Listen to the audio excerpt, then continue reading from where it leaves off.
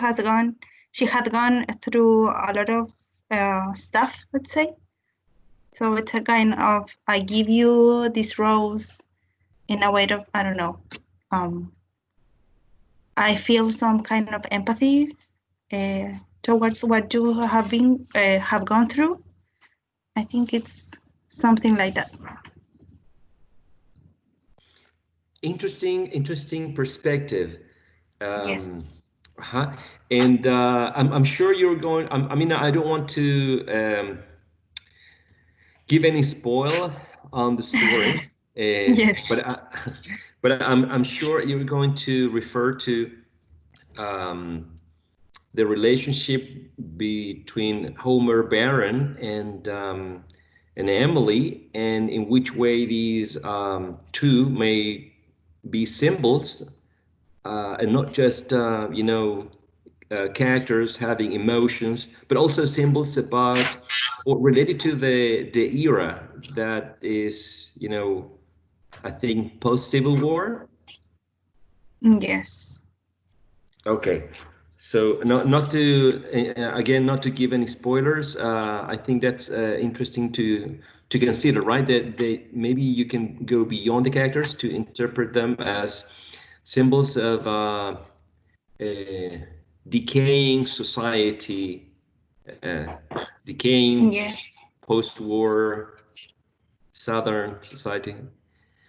And also, I would like to add something very quickly that Yeah. I could say that in Emily's story, you can realize that everything you do, whether it is wrong or bad, I think people are going to talk anyway. Because when she was single, they would say, "Oh, why isn't she married yet?" And then when she met Homer Baron, they were like, "Oh, she wouldn't like marry that man because he was like a foreman, I think. Foreman, I don't Yes. know." So they would criticize her anyway. So yes, No matter what you do, you're going to be blamed. yes, people are going to talk about you anyway. So you do your thing and don't care about it. Everybody. I don't know. That's a good piece of advice that we can get from that story, right? Yes.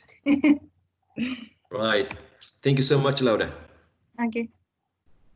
And who's dealing with an occurrence at Owl Creek Bridge? Anyone in the room?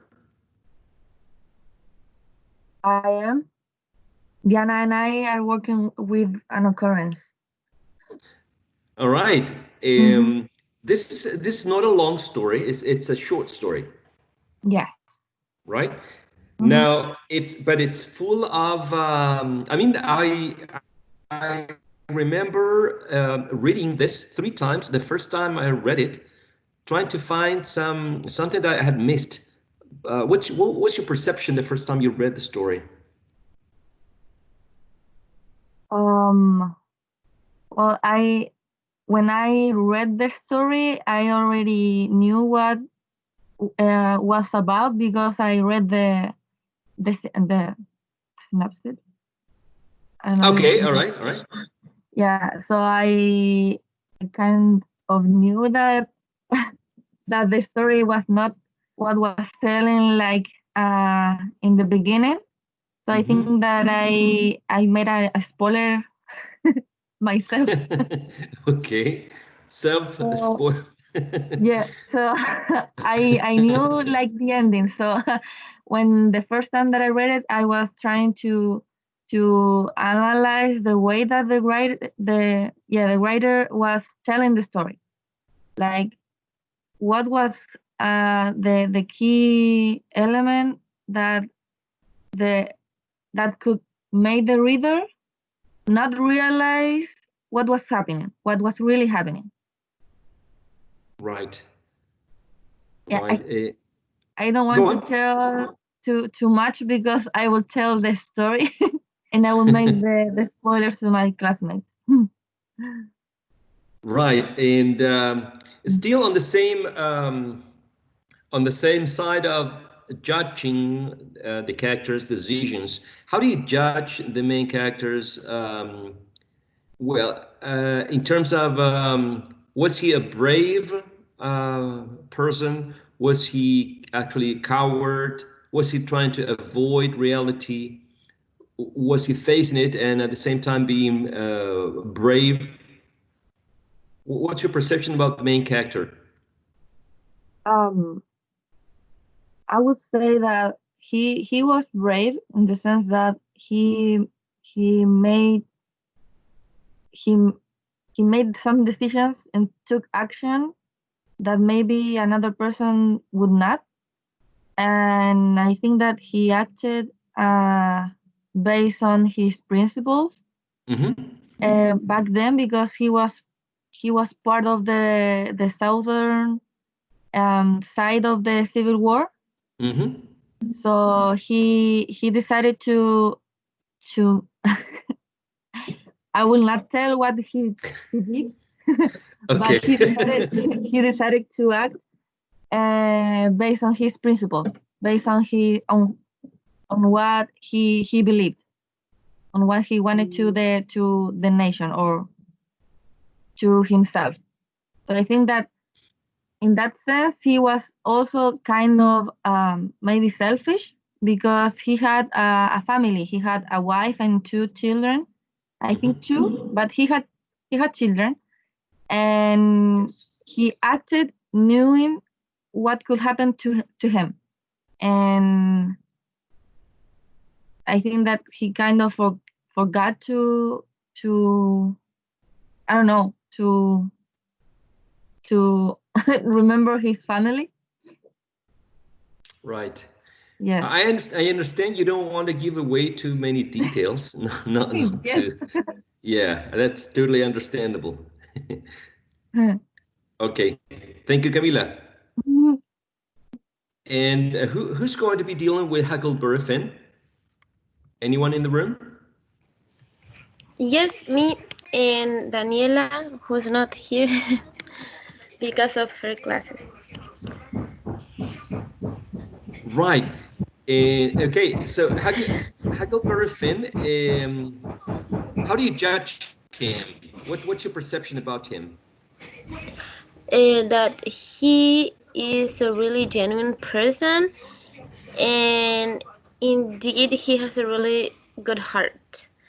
But he sometimes is confused about what is right and what is wrong, according to the I'm sorry, according to the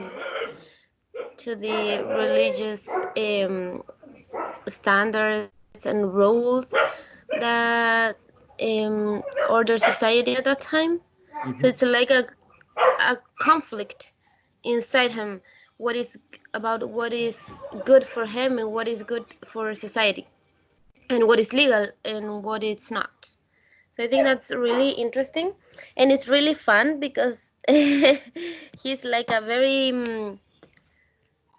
I don't know how to say it in English, but like picaresco, like yes, character, and it's really fun to read the stories. And actually, the book is really easy to read. The chapters are short and are really entertaining.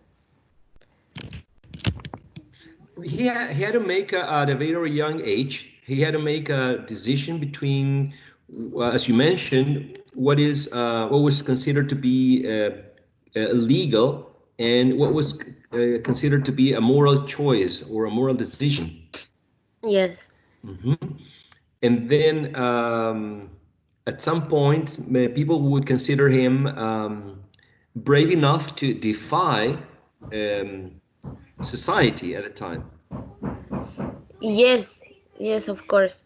And um, at the end, well, I don't want to spoil anything, but but um, it's like a life of a child who unfortunately was born into a really bad place with a really bad bad father, and he made the most out of it. He went and looked for a better life, and he improved in many ways, even though he was very um, travieso. I mean, like very, yes, and he had many adventures. But his soul, I think, his soul was always uh, right, and his mind was always aiming to do the right thing, even though some people would argue and laws would go against this honest view of him. Right.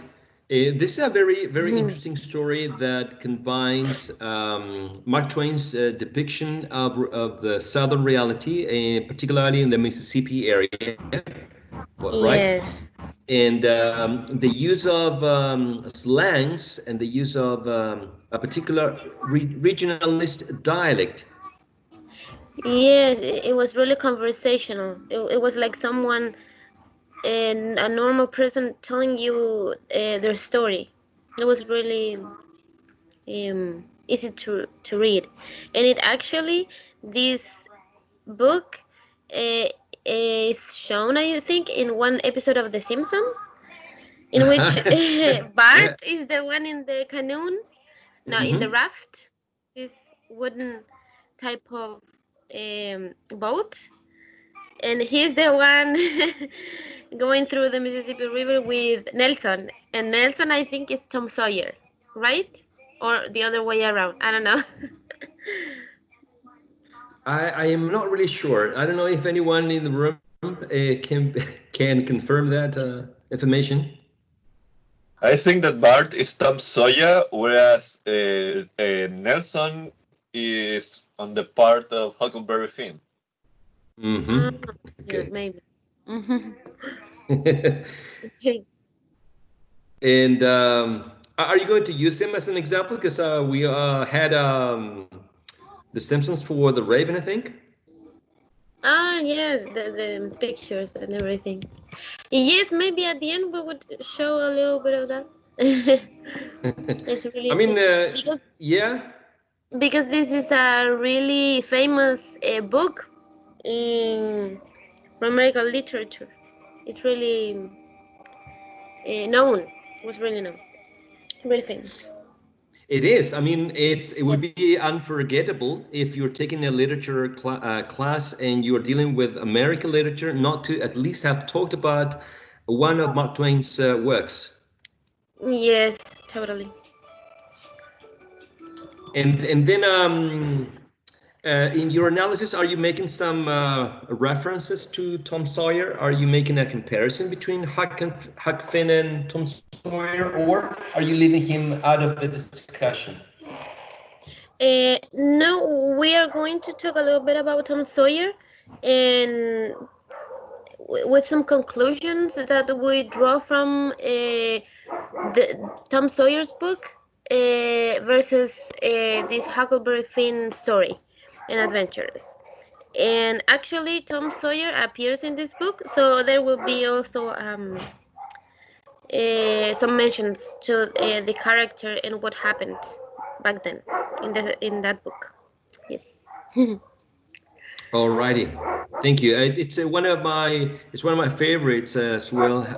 I think it has many layers, Yes, and it's adventures. Adventures. yeah, Many. yeah, and particularly from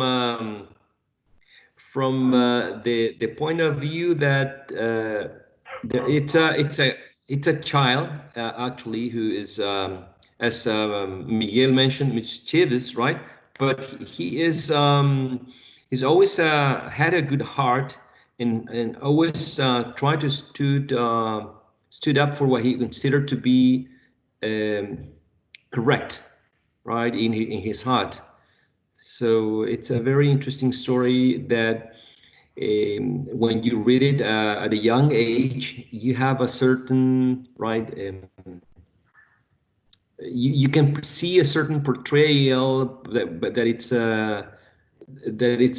something different, as if when you read it in your teenage years or when you're an adult. So it's always to revisit some of the classics, because every time you understand that maybe the characters went beyond being the characters, but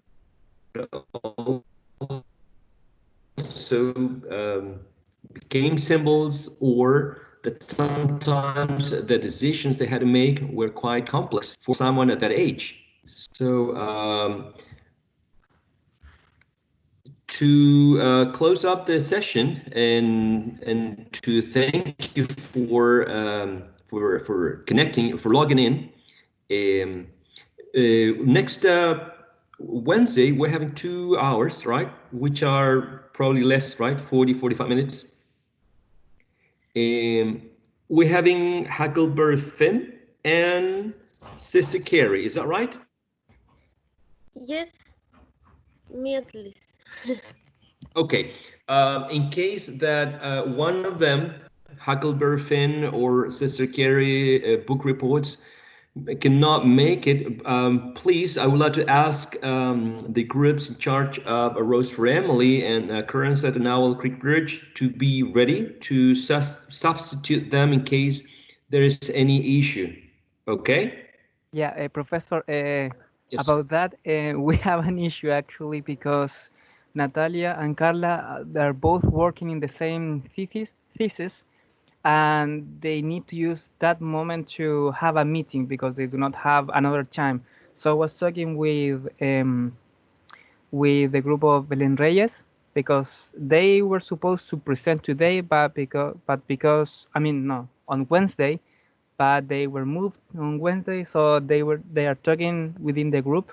I mean, with the group, so so they can present on Wednesday. So I'm waiting for her answer actually.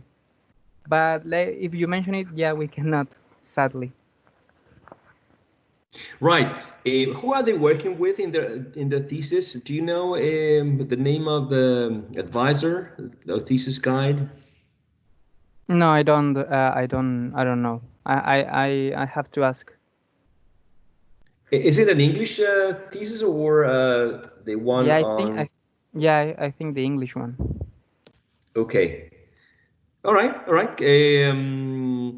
Guys, so I'll see you on Wednesday. I'll try to be very like on time. I mean, even 5 minutes before, so the ones giving the book report first can organize yourselves and take over the control of the class, because you are the ones. The group is the one actually teaching, right? The rest of us are going to be discussing some of the elements that you present, and maybe ask you some of the questions connecting to going deeper or clarifying aspects that you mentioned. Okay, so I'll see you on Wednesday. Do you have any questions before we finish the Professor? session? Yes, sir, ma'am. Yeah. We noticed that the 2 forums are closed. So I'm wondering if you are going to open them this week.